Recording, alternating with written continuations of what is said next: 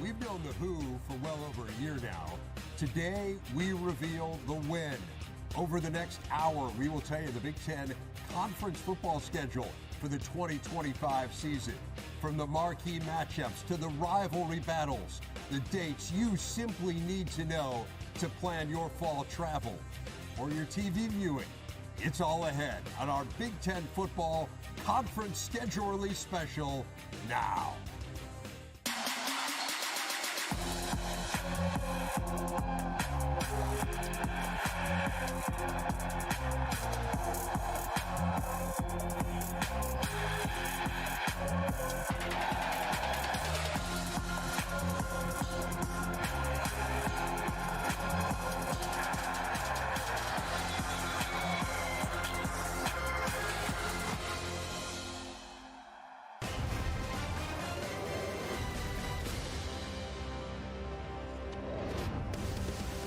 Our Big Ten Live football schedule release special is presented by IFS.AI. As we welcome you into our Big Ten Network studios, Dave Rebson and Howard Griffith. We're still basking in the glow of this season. There's so much uncertainty in terms of how it's going to play out, particularly with the 4 Big Ten playoff teams. And yet, Howard, we're looking ahead now, and we're getting the 2025 schedule as well. Yeah, I think that's why it's college football. We just love it. Yes, we still have a lot of football to be played. A lot of teams and fan bases are still excited about what may be ahead, but it's always fun to look toward the following year, the next year, to see what type of matchups we're going to have an opportunity to watch and preview.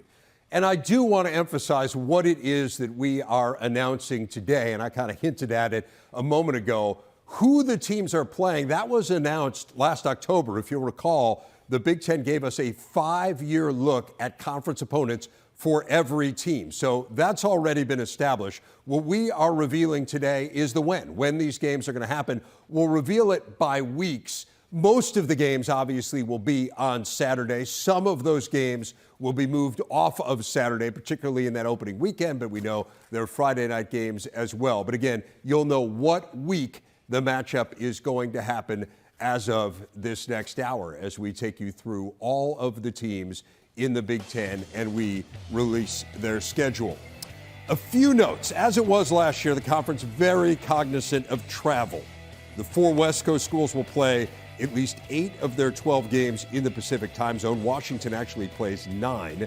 As far as the teams headed west for road games, they are all either going to get a bye or a home game on the back end. The only exception to this is Minnesota, and the issue there is the Gophers have a non-conference road game in the Pacific time zone as well. They will get a bye after that game, but they do play on the road after their second trip, after the conference road game on the West Coast. So the way this works, Howard, is if you win the Big Ten championship, we go with your schedule first. So congratulations to the Oregon Ducks. They are the first team that we will reveal here. And let's look at what we've got for Oregon. The first 2 conference games are on the road. They go to Northwestern and to Penn State. That is actually sandwiched between a home game against Oregon State. So that's why you see week 3 and week 5. The week 4 game is that one against the Beavs. They play 2 of their other 3 playoff teams from this year. They're at Penn State.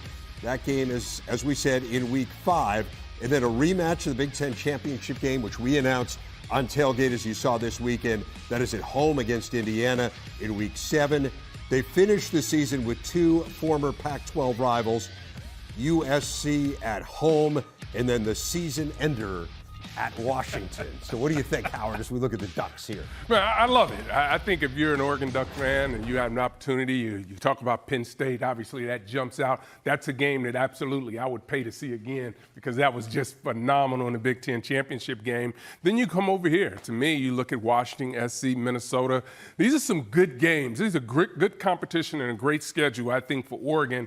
Oregon has already proven to us that this year they're willing to go on the road. Now, I appreciate the league, and I'm sure they appreciate the league taking those things, travel into consideration. But I can tell you, they haven't cared about where they go play. They just want the opportunity to play against an opponent. There's a great opportunity here for the inflatable duck at Northwestern, right? Because that's going to be right on the lake. Northwestern's Lakefront Stadium, yeah. But here's the problem. Yes. They're going to have to tie the duck down, right? Because it's the lake. So we could go in and out. We got some conditions there. It does get a little choppy, no doubt.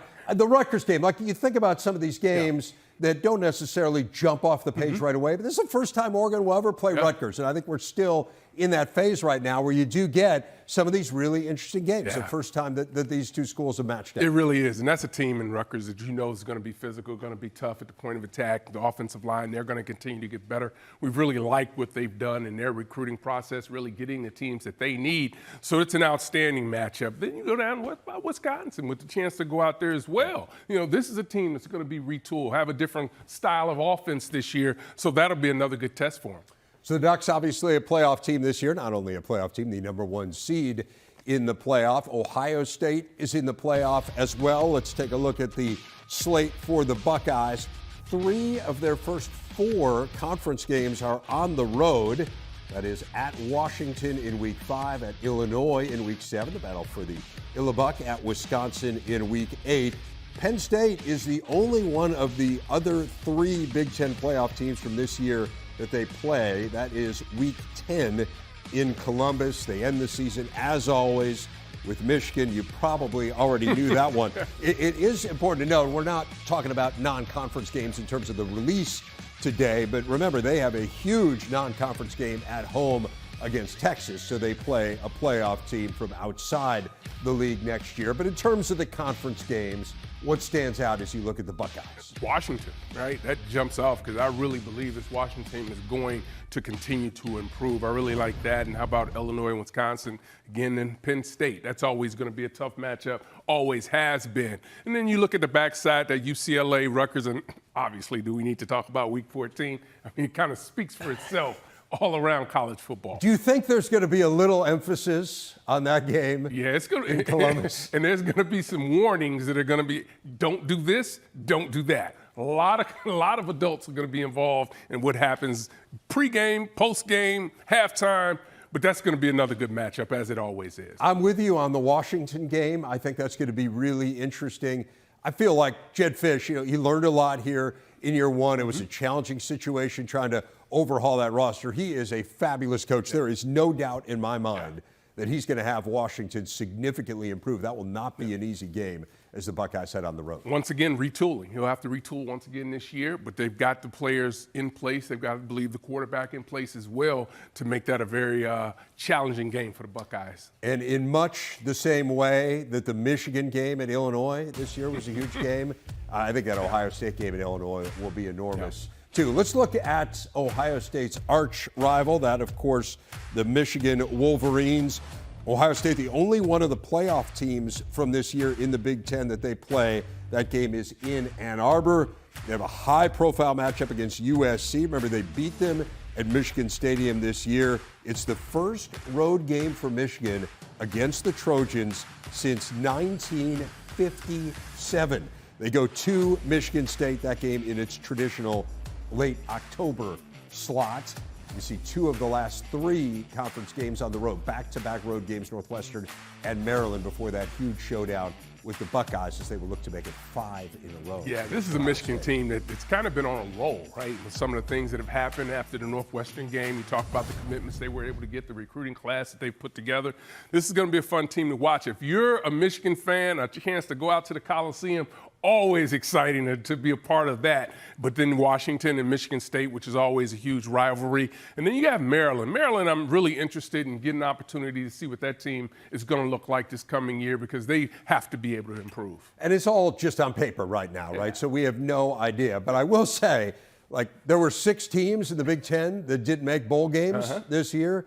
Michigan plays 5 of them. Yeah, which is 5 of the 6 teams. So you're talking 5 of their 9 conference games are against teams that didn't make bowls. They were getting better and better as the year went on. It feels like a great opportunity for Michigan next year. It does. It absolutely does. So we'll see. They'll have to put it together, though. Important to know, too, we're talking about high-profile non-conference games. They've got one in Norman against Oklahoma. So you kind of keep that in mind as you think about trying to put a record in your head as to what Michigan could assemble next year. That'll be a challenging game, although obviously it wasn't a great Sooners team this year. So we're in the mitten. Let's keep it in the mitten, Howard, and let's take a look at Michigan State year 2 under Jonathan Smith for them, and they open conference play with 2 road games. Now they do have a bye in between, so they're at SC, and then this is kind of what we were talking about off the top, and you understand a little bit how this manifests itself when you look at Michigan State. So you head west, and as a result, after that, you get either a home game or a bye week. In their case, it is a bye week before they head to Nebraska. It's a conference home slate that includes both Michigan and Penn State. So you know those will be highly anticipated games at Spartan Stadium. They play 2 of the 4 Big Ten playoff teams from this year. They go to Indiana. They host the Nittany Lions. It's year 2 under Jonathan Smith. I have no doubt this team will be significantly better than they were a year ago. I think the bowl practices are really going to help them. That's a big part of it for Michigan State, but what do you see here? I see this as being a daunting schedule, at least on paper, when you start to look at the way they have to open in week 4 to week 9. A lot of challenges there, particularly with the UCLA team right in there. This is a team that we've talked about already. It's going to be much better, but how Indiana looks, but that is a tough schedule. And you come over here, Minnesota's always going to be tough, Penn State, Iowa, and finishing up with Maryland. This is an opportunity for this Michigan State team to start to put some things together, but they're going to have to gain some momentum, do a much better job of taking care of the football next year, unlike this year when they were turning it over too much. Right. We'll see if Aiden Childs is able to develop, and that was a huge issue. Certainly early on in the year, it felt like he got better as the year went on. You look at that game against USC, the first regular season meeting between these two since 1987. It'll be the first time they go to the Coliseum since 1978. And again, I just think, you think about these new frontiers that have been opened up for Big Ten fans. Like, how exciting is it as a Michigan State fan to have that game at the Coliseum? Huge fan bases, obviously, all over the country. That's been a big part of what has made this Big Ten expansion so exciting. Yeah, it's been huge. You talk about that. You look at the playoffs. You look at just everything. Really, the fans are a huge part and really a beneficiary of us being able to have expansion. Again, we talked about Michigan going out there, Michigan State fans having a chance to be out at the Coliseum, a great venue, having a chance to go to Nebraska. That's always going to be an opportunity there. So that's the story for Michigan State.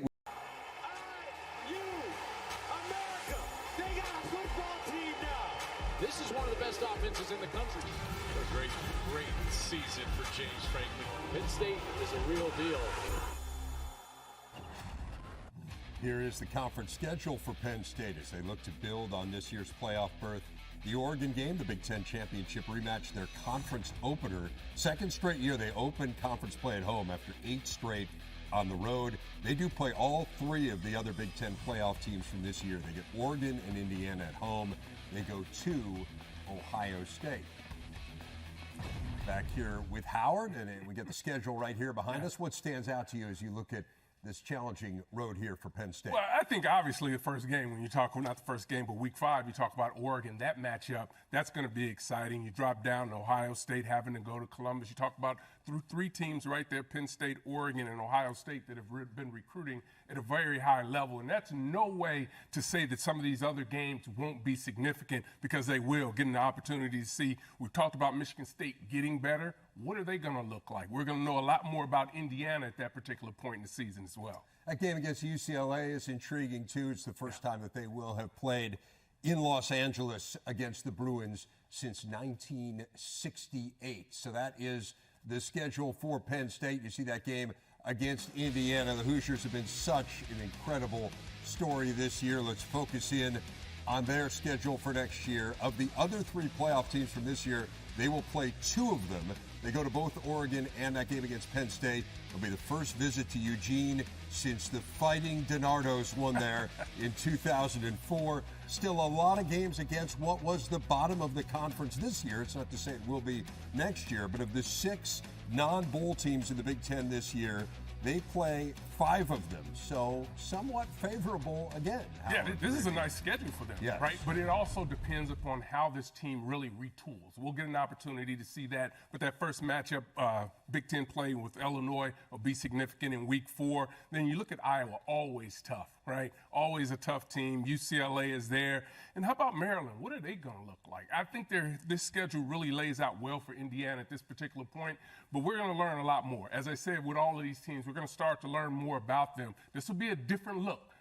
Indiana team than we got accustomed to this past year. And you think about when we were going through this exercise a year ago, we weren't talking about how good Indiana Absolutely. would be this year. And I think the same thing when I look at that last game, the bucket battle against Purdue, year 1 for Barry Odom. Let's see what his team looks like in his first season. Will he be able to emulate, at least to a certain extent, what Curt Cignetti did this year? Just a brilliant job in building up this Indiana team and his roster. So, with that being said, let's look at the Boilermakers, year 1 under Barry Odom. The conference home openers against USC. It's the first visit to West Lafayette for the Trojans since 1976. They get 5 conference home games, including 2 trophy games, Illinois, and that game against the Hoosiers. The Northwestern game is their only one against the conference team that did not make a bowl game this year. So, again, that's not to say that it's going to be the same this year, but at least on paper, it certainly doesn't look like an easy slate for Barry Odom. Yeah, we'll see this team retool, obviously, as we mentioned, with all of these teams. What is a transfer portal going to look like for Indiana? How quickly can they come together? That's a huge test for them when you talk about SC coming into town. That'll be fine. We'll find out a lot about them. But this is a team, when you start talking about teams that have been there, Rutgers is one of them, right? They're talking about it's going to play you hard. Northwestern as well. We know about Michigan. This will be fascinating to watch what they look like as well. And it's Washington. So it looks like a very difficult schedule, but you never know what these teams are going to look like. He's got an opportunity to really make a stamp on this program early in the season. 2 of the 4 playoff teams from this year, and they're towards the end of the year, Ohio State and Indiana. And that game for the Cannon against Illinois is always one that Purdue fans look forward to. And let's look at the Fighting Illini. They open Big Ten play against Indiana. They play 2 of the 4 playoff teams from this year. They host Ohio State in the second week of October. 5 conference home games for them, including their first meeting with USC since the 2008 Rose Bowl. And then, as you can see, 3 of their last 4 games are at home in conference play. I like this slate for the Fighting Illini. They've done a great job this past year at home, so they really were successful there. But how about this stretch? SC, Purdue, Ohio State, Washington. That Washington team is still going to be a very tough team, so it'll find out really where Washington is. I like this football team, but Illinois has an opportunity to continue to build on this past season. This will be a good test for them. You talk about those home games at the end. That's going to be big for them. Yeah, they play 4 of the 6 non-bowl teams from this year in the Big Ten, and that includes their rival in Northwestern, the final game of the year. And for Northwestern, it's the final season that they will play, splitting their home stadiums as they will open the new $850 million Ryan Field in 2026. They will again play their first 3 conference home games at their temporary stadium on the lake. The last 2 will be at Wrigley Field. So that's Michigan and Minnesota at Wrigley, with Oregon, UCLA, and Purdue on campus. It's the first time the Bruins will have visited Evanston since the late 1960s. You look at this, there are only 2 games against teams that did not make bowl games this year. So this is not easy for David Braun and company in his 3rd year at the helm, his 2nd year as the full-time. Not at all. You already start out with this Oregon, UCLA, Penn State. That stretch there is going to be difficult, and then you come back with Purdue and Nebraska there. But then you look toward the end, right? Michigan, Minnesota, SC's in there. This is going to be difficult. This is not going to be an easy assignment for Northwestern, but they're going to have to find a way to get some wins in this situation. And they'll try to get some wins at Wrigley Field. We see the Michigan and Minnesota games. They still haven't won a game. They got to win a game at some point, right? This is the last year. They should pick up the phone and say, "Hey, listen, we need to win a game. Can you work with us on this one?" I don't think they would get any takers from the Wolverines or the Gophers.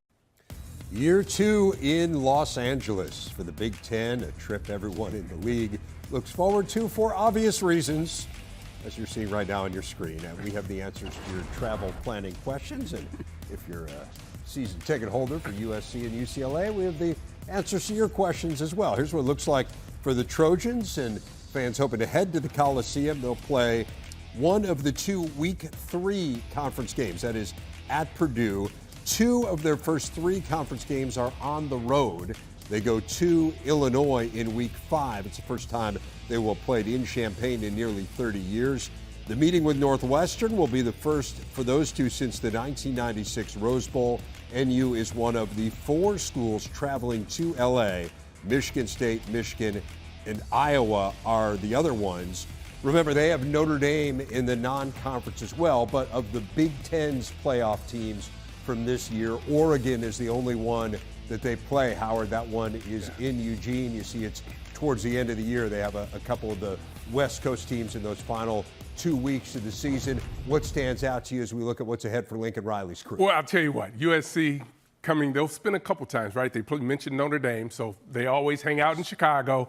Great time for them, but then they'll have another opportunity versus Illinois in Week 5 to spend a little time in Chicago as well before they go down to Champaign for the game. But I tell you what, this Michigan game and Nebraska, that's an interesting little stretch right there for them. And then you come back over here and Northwestern, Iowa, then they have to get ready for a big one versus Oregon. And then at the end of the season, that one's always a big game. We expect both teams to be much better than they were this year. And I want to clarify something just for people who haven't quite comprehended all of this. The thing to understand about that UCLA game and why it wasn't at the end of the year this year, but why it is at the end of the year next year, if they host Notre Dame, that game is always the last game of the season. When they go to South Bend, as you were saying, that's traditionally in October. So on the years where they go to South Bend, which is next year, that UCLA game, the battle for the victory bell, that'll be the final game of the year. I think that was the greatest move ever when you think about SC, right? I'm only coming west when it's nice. A little bit different now that they joined the conference, but that was a great plan they put together. That was. It was brilliant, right? It's worked well for them for many, many years. And again, that is the situation next year as well. And so, how about their crosstown rivals in the Bruins? As we take a look at their schedule, they open conference play on the road against Northwestern. They obviously will not be distracted by the beach, given where it is they come from. 4 conference home games include visits from Penn State and Nebraska.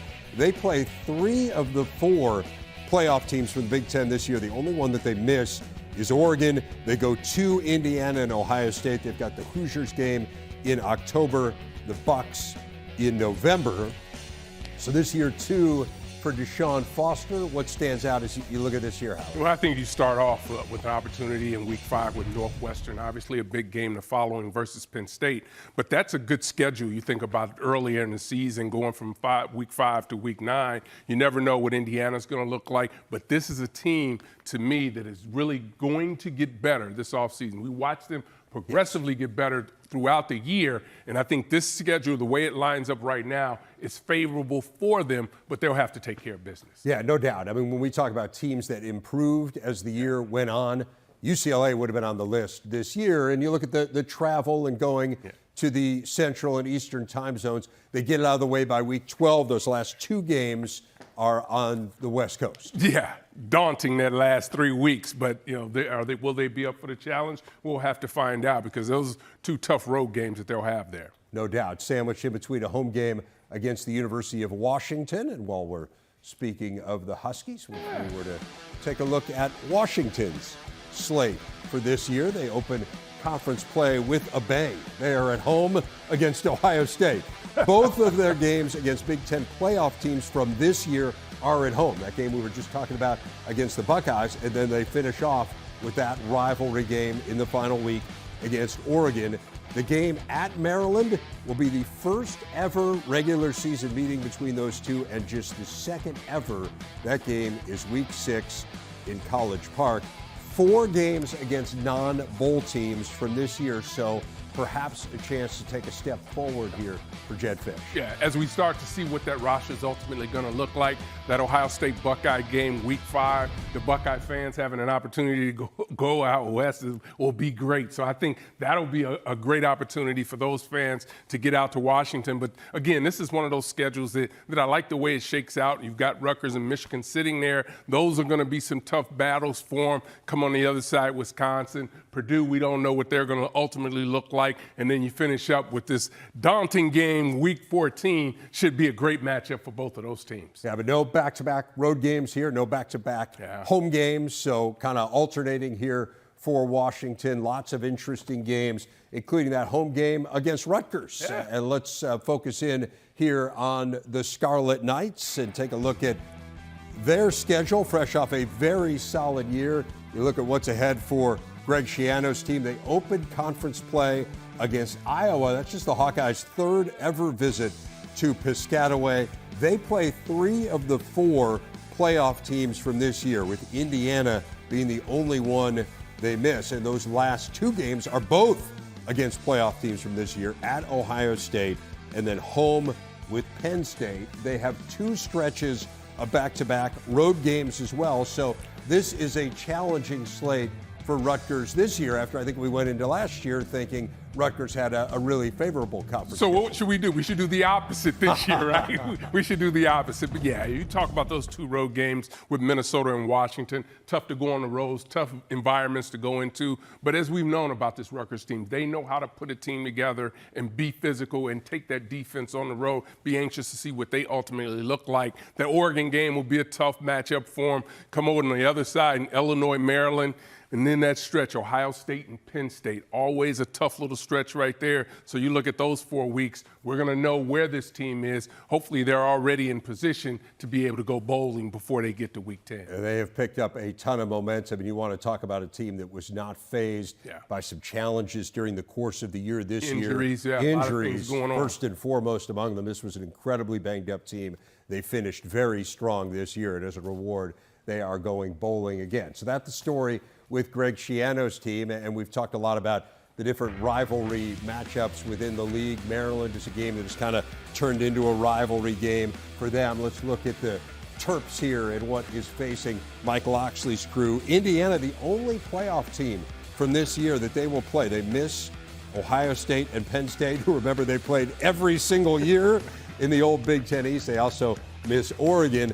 They'll play UCLA for the first time since the mid-1950s. It will be the first game ever in the Rose Bowl Stadium for the University of Maryland. So I know there are a lot of people in College Park looking forward to that trip. I got to believe a lot of Terps fans will want to be at that one. And I'd say there are some opportunities here for Mike Loxley's crew as you look at this here, Howard. A lot of opportunities there, right? It's about taking that next step. We talked about it. You just mentioned it, what we thought would happen this year. That didn't come to fruition. But this is an opportunity, once again, when you look at starting off with the Badgers, Washington and Nebraska, UCLA and Indiana. Those are some games that they can have a chance to be right in there because of the way they've been recruiting. But it comes down for execution with this Maryland team. They've got to make some things happen, particularly early in the season, outside of the non-conference, which we expect them to be able to take care of business then. Then on the back end with Rutgers, Illinois, those are going to be tough matchup opponent games that Coach DiNardo likes to talk about. Which side of the coin will they come out on those in Michigan and Michigan State? And again, you talk about the non-bowl teams from this year that they'll have an opportunity to play. Obviously, they're one of the non-bowl teams from the Big Ten. They'll take on UCLA. I think we expect that the Bruins will be significantly better next year, but that is one of the non-bowl teams that they'll be against. Obviously, Wisconsin, you'd expect them to be better as well. And then finishing up with a Michigan State team that narrowly missed a bowl game as well. So opportunities for Maryland as they look to improve on what obviously was a pretty disappointing year for Mike Loxley and company. We still have 4 schools.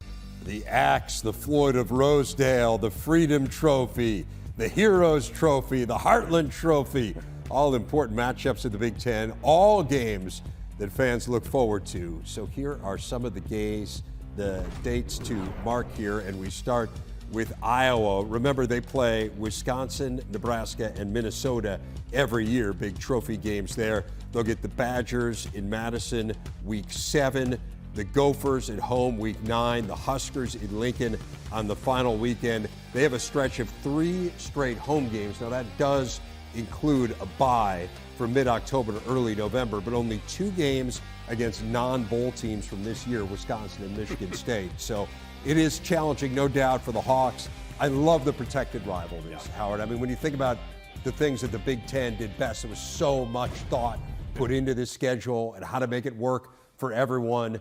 protecting the rivalries is so huge. There's no one that had more games that meant more to them than Iowa. So that's one of the big things that jumps out. Look at the home games for the Hawkeyes. I mean, again, I said it, but let's say it again here. Indiana, Penn State, Oregon, those are all playoff teams from last year. Then Minnesota's a huge game. I mean, man, fans of Kinnick are fired up. They are going to be fired up and have an opportunity to see those teams come into their home venue. But this Iowa team is always a fascinating team to keep an eye on. We also need to think about the assault on the record books that you hope to continue next year. Exactly. So there are going to be some great games and matchups with but even the road schedule. Talk about having to go to Rutgers in Wisconsin, SC out to SC at Nebraska, some great matchups here, and we don't even see the Iowa State matchup. We know that's a non-con game, but that's still a great matchup for them. Yet another trophy, the Cy-Hawk. There's a lot of trophies. A lot of trophies. For Iowa football, and obviously the Floyd of Rosedale is a big one against Minnesota, and so natural transition there to their Floyd rivals. Minnesota plays 2 of the 4 playoff teams from this year. They are both on the road. They will go to Ohio State. That is in October, and they will go to Oregon. That game is in November. As I mentioned off the top, they're the only Central or Eastern time zone team that doesn't get a bye or a home game after playing their conference game out west. Again, the issue, 2 West Coast trips. They have a game against Cal, which is obviously a non-conference game. They do get a bye after that one. They will play 4 of the 6 non-bowl teams from this year. That includes that game, Week 13 at Wrigley Field against Northwestern. What stands out to you about the Gophers? Wrigley. You like that one? Like to row the boat, right? They'll have an opportunity if they want to in that one. But no, all seriously, when you start to look at the schedule and you see where they have to go ultimately to travel, you talk about Ohio State, you talk about Iowa, Oregon. Those are some great matchups and some tough opportunities for them. But then we know what PJ Fleck's teams look like when he puts them together and they're dialed in. And those are going to be some places where they're going to need to have them really focus on those weeks. Yeah, those are some challenging road games. No doubt about it. Those will be tough. This team this year kind of retooled what they look like. This was a little bit more of a passing team than they have been in the past, but there will be some ground and pound involved. Oh, absolutely. When they take on Northwestern and Wisconsin as well. It was a really good year for the Gophers. Interested to see what PJ Fleck's team looks like next year. And obviously that game against the Badgers for the accent is always a highlight. Wisconsin's going to want to try to get it back next year. Here is the slate for Wisconsin. It is tough. They play 3 of the 4 Big Ten playoff teams from this year. The only one that they miss is Penn State. And Maryland is the only one of the 5 other non-bowl teams from this year that they will play. You don't see it here, but they also go to Tuscaloosa to take on a little old squad called Alabama. The game at Oregon will be their first in Eugene in 24 years. The road games are definitely challenging, Howard, as you look at this slate. I mean, at Michigan, at Oregon, at Indiana, at Minnesota. New offense next year with Jeff Grimes. I know they are really excited about what he's going to bring. But what do you see when you look at this schedule for Luke Fickell's? Challenging, to say the least. And I think they're going to have to figure out what that identity is going to be early in the season so that they can make a run, because this is one of the toughest schedules that we're going to see just on paper today when you look at it. So they'll definitely have to start to dial in and figure out what they can do, because you talk about this Michigan team, we know that they'll be better having to go to Oregon and having Iowa and Ohio State smashed in between. That is a tough stretch for them right there. No doubt, and I think it is important to emphasize when we look at a schedule like this one that over the 5 years, everything evens out, right? There are going to be some years where it's challenging, there will be some years where it isn't. Obviously, there's some unpredictability of not knowing how good teams are going to be on a year-in and year-out basis, and I think back to the famous words of Paul Chris, our old buddy who used to coach at Wisconsin. Right? Opportunities. They had one year where they had a brutal schedule, and we talked about it with him, and he said it's opportunities. You know where they ended up that year? They ended up in the Big Ten championship game. So good opportunity you never know. But this See one, what I did there? Yes, pretty good. You missed it. You blew right through it, but okay. It was outstanding. Right? I mean, you're a KG and Wiley television veteran. So I feel like we have one team that we still haven't gotten to, and we should talk about the Nebraska Cornhuskers, because there's a wee bit of interest in Nebraska football. They open conference play with 2 home games, Michigan and Michigan State. They do have a bye in between those games. They have 2 stretches with consecutive home games and 2 with consecutive road games. The West Coast game is in the Rose Bowl against UCLA. It's the first time they will play there in 13 years. That is week 11. And then USC coming to Lincoln, first time since 2007. That, as you can see, is in the preceding week. So before they go to UCLA in week 10, they will take on the Trojans. Huskers ended the bowl drought this year, so I think a little bit less pressure in that sense. But still, there is I think a hope that this team will get better and better as they move forward here. What do you think of the opportunities? Yeah, I think you go right to week 6, right? Obviously, the Michigan game will be a tough matchup for them, but you look at that stretch with Michigan State, Maryland, Minnesota, Northwestern. Those are going to be games that they will have an opportunity to be right in the mix, an opportunity to be able to pull out wins there, but they'll have to be able to take care of business. Obviously, so much intrigue about what this offense ultimately is going to look like, what the defense is going to look like as well, but they better have all of that figured out before they hit this backstretch with USC, UCLA, Penn State, and Iowa. And again, you look at the playoff teams from this year of that group, the only one they've got is that game against Penn State in week 13. So by no means an easy slate, but by that measure, you're only facing one of those 4 teams. That's it. We got 18 schedules. Back on our schedule release special, 2 conference games, week 3. This is the weekend of September 13th. The Ducks in Evanston. We've already discussed the possibilities for the floating duck. Meanwhile, first home game for Purdue, a couple hours southeast from there. Barry Odom's first conference matchup against SC. So that is week 3. And then there are 5 conference games the following weekend, which is week 4. Illinois and Indiana is a sneaky good game. We would have loved that game this year. Iowa at Rutgers, Maryland, Wisconsin, Michigan, Nebraska, Michigan State at USC. So when you look at those 2 weeks, Howard, week 3, week 4, what's caught your attention?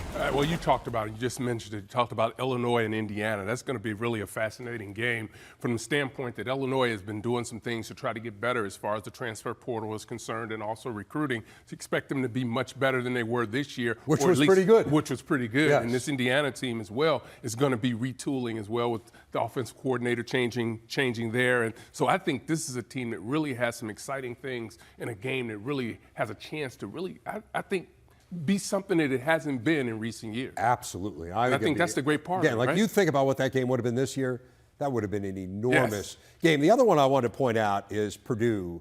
I know it was a really tough year for Purdue. Their attendance was incredible. Yeah. And you think about the enthusiasm with a new coach. You think about a high-profile program like USC coming to town. That is going to be an event. It really is. That's going to be a huge game. And I think one of the things they've done a tremendous job, obviously on the field this year, Purdue and last year, things didn't work out. Right. But I will say this, and I think you'd agree with it, what they've been able to do as far as their game day atmosphere has been nothing short of remarkable, because it has been a show and those fans have really bought into it and wanted to continue that real tradition and really be able to enjoy themselves on game day. That's going to be a great venue for them. So while we're focusing on some of these early games, let's go to the next week. This is week 5, and just give you a sense calendar-wise, this is the last week of September. Here's what we've got. You got Indiana and Iowa. We already talked about the championship game rematch. I mean, that's the marquee game. I mean, I suppose in some ways, other than the rivalry games and whatnot, that's probably the biggest game on the schedule, Oregon and Penn State. You see the rest of them. We've talked about all of these games, obviously, as we've gone through the schedules for the respective teams, UCLA, Northwestern, Rutgers, Minnesota, USC, Illinois. We can talk about all these games, Howard, but to me it's hard not to focus on that game in State College. It's going to be an amazing matchup. Should be an incredible atmosphere. I think so. And you think about what we just saw, and I think that's what fans and really the pundits of like us are going to be really focused on. This is going to be a great matchup. Are going to have great athletes, great players, coaching staffs are outstanding. That's a really significant game. Once again, it's early in the season, so you get an opportunity to gauge to see exactly where both teams will be at that point. Yeah, cannot wait for that one. That should absolutely be fabulous. We were looking at some of the other games that week. Ohio State, Washington, I know is one. Yes. You talked about USC, Illinois. I'm fascinated to see what USC looks like next year. Yeah, we've got to see what they're going to look like because they'll do some different things in the offseason. I thought that this year was really a foundational year for them to start to build the program back to where they ultimately want it to be. So that'll be an outstanding matchup.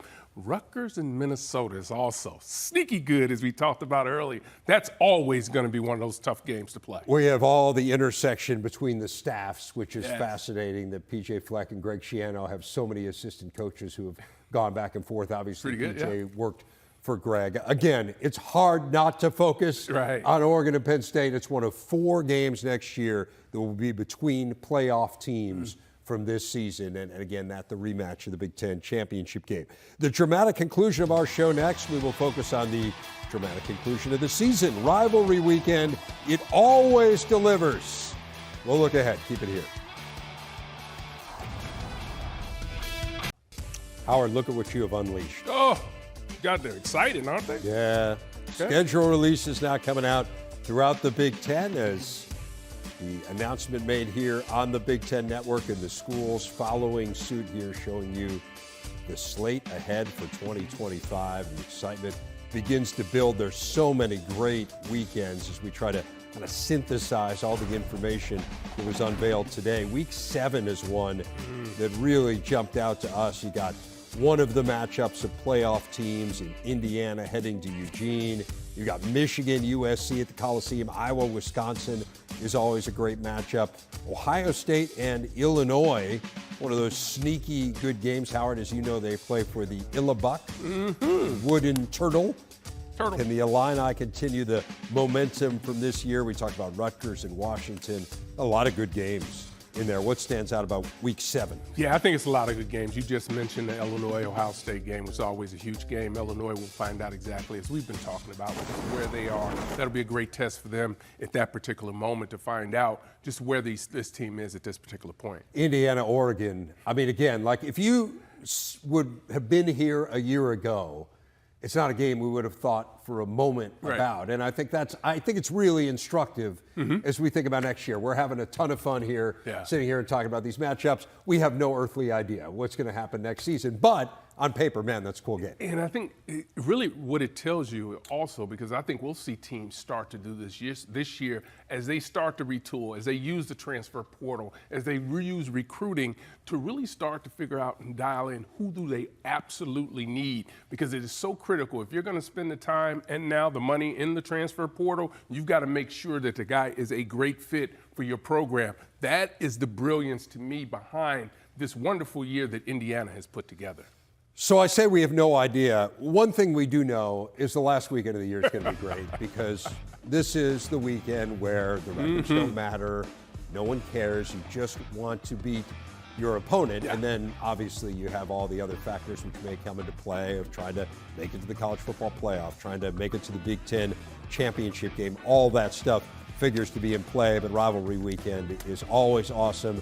We've already joked about Ohio State, Michigan. I think there's going to be some interest in that game next year, as there is every year. But these are just great games. It is what makes college football special. Yeah, it's really hard to pick one because these games mean so much to each one of these programs and these matchups. And I think to me it's so exciting to see that at the end of the year, kind of the culmination of what things are going on. Teams are still going to be fighting for a lot of chances for bowl eligibility, placement.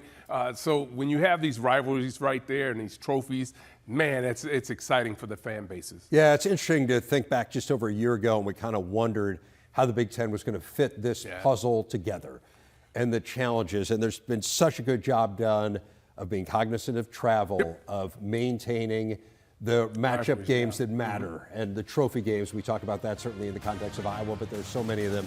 And then rivalry weekend. And at the end of the year, we get those games that matter the most to fans. Fans are happy.